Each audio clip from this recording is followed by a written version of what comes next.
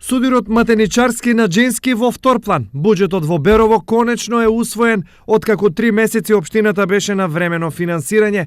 Поддршката за буџетот ја обезбедија советниците од мнозинската коалиција на СДСМ, иако според нив спорни точки во буџетот имало многу, сепак неговото недонесување можело да резултира со големи последици врз граѓаните, што било пресудно за нивната одлука да гласаат за буџетот. Не сум многу задоволен за тоа што буџетот не е развоен, меѓутоа знаете предизборна година е и СДСМ најави дека ќе има живот за сите и да средствата кои се предвидени бидат потрошени во интерес на граѓаните.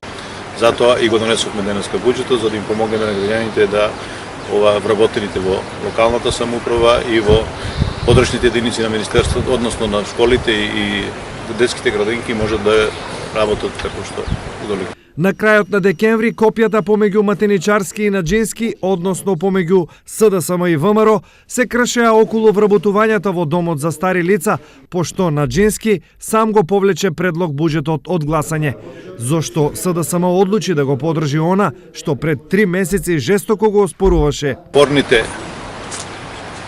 вработувања, односно спорните средства кои беа за исплата на плати во старечкиот дом, ги донесовме во интерес на граѓаните, ги одобривме затоа што и вработените и лицата кои се сместени во тој старечки дом не се криви за незаконското работење на градоначалникот при отварањето на старечкиот дом.